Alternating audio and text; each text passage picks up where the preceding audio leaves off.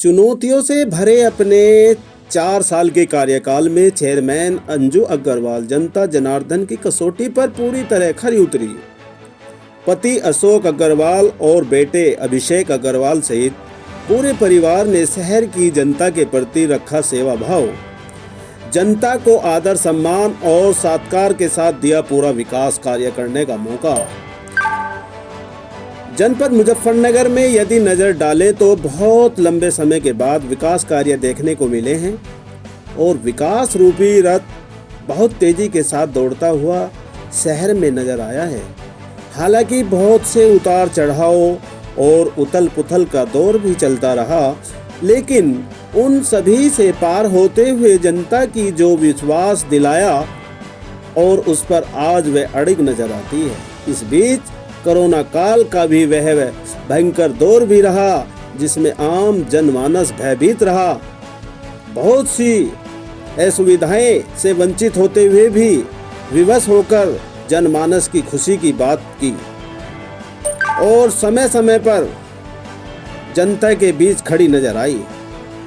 अंजू अग्रवाल ने वास्तव में एक नगर पालिका का जो चयन होता है उसको पूरी तरीके से शहर में विकास करके दिखाया। इनके पति अशोक अग्रवाल ने भी जनता के साथ जुड़े रहे और बड़ी हिम्मत और लगन के साथ जनता का काम करने में सहायक रहे। इतना ही नहीं, चेयरमैन अंजू अग्रवाल साफ सफाई करने के लिए खुद सड़कों पर निकली नजर आई, शहर को सैनिटाइज किया। यहाँ तक कि प्रशासन ने खुद इनको क्वारंटीन कर दिया, लेकिन घर बैठकर भी ऑनलाइन दिशा निर्देश देती रही। इनके 4 साल का जश्न इनकी उपलब्धियों की कहानी खुद बयां कर रहा है। भले ही अंजू अग्रवाल ने हालात परिस्थितियां देखकर पार्टी बदली, लेकिन जनता के प्रति उनकी नज़र बिल्कुल नहीं बदली। समाज का हर वर्ग इनसे पूरी तरीके से संतुष्ट नजर आया। चेयरमैन अंजू अग्रवाल पर यह चंद लाइनें बिल्कुल सही बैठती हैं जो उनके किरदार को परिभाषित करती हैं। चुनिंदा राह पर चलने से हम कर्मगार हो गए, हौसलों की उड़ान से बेमिसाल हो गए, वोटों के कर्ज से फर्ज की अदायगी में लगे रहे, रात दिन हम जनता के हसीन प्यार से और हम निहाल हो गए।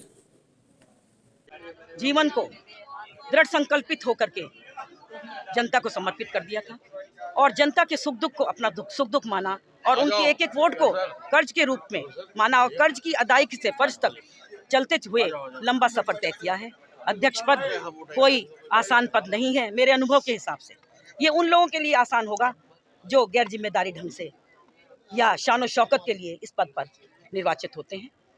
मैंने हमेशा कथनी और करनी में मेरे कोई फर्क नहीं रहा, हमेशा मैंने काम किया है और मेरे भतीजे पंकज अग्रवाल ने, आपने देखा है कितनी विकास की गंगा बहाई थी और इसी से हम जीत कर आए हैं। विकास किया है, विकास करेंगे के नारे पर मैंने निर्वाचन जीता था। अब सबका साथ, सबका विकास और सबका विश्वास और सबके प्रयास को लेकर के शहर में चहुमुखी विकास कराया जा रहा है। ये आप सभी ने देखा है, आप सब इसके चश्मदीद गवाह हैं, पूरे नगरवासी इसके चश्मदीद गवाह हैं। और किस तरह की परेशानियां भी झेलनी पड़ी आपको? देखिए, ये एक कांटों भरा ताज था और बहुत मेरे शुभचिंतक थे इस तरह के जिन्होंने लैग पुलिंग की आगे से पीछे से, लेकिन मैं रुकने झुकने वाली नहीं थी क्योंकि उनकी इरादों ने मुझे और भी ज्यादा मजबूत बना दिया और मैं आगे चलती चली गई। ना मैं गिरी, ना मेरी उम्मीदों की मीनार गिरी, मुझे गिराने वाले बार बार गिरे। एक शिकायत थी, भ्रष्टाचार का मामला था, टिपर घोटाला जो अभी तक भी चल रहा है, उसमें आप क्या करें? देखिए, टिपर का जो है चेसिस का हमने भुगतान किया है। 25 चेसिस आ चुके हैं, 6 हमारे कल आने वाले हैं और उसके बाद 5 और आ जाएंगे तो पूरा भुगतान हमारा खत्म हो जाएगा। और ये चेसिस का भुगतान पिछले कार्यकालों में होता चला आया है, हमने कोई अनियमितता नहीं। बारिश के दौरान जो जल भराव की समस्या सालों से चली आ रही, कब तक इससे छुटकारा मिलेगा? आपने देखा होगा कि कुछ देर के लिए, क्योंकि कुछ कैपेसिटी होती है नालों की, जब तेजी से पानी जब बरसता है तो उस समय भर जाता है, लेकिन आप देखिए आधे घंटे के अंदर पूरा का पूरा निकल जाता है। सीवर जेटिंग मशीनें हमने खरीद ली हैं, उससे हम पानी की व्यवस्था करते हैं निकालने। वर्तमान में ईओ के साथ झगड़ा है? नहीं, कोई झगड़ा नहीं है। ईओ साहब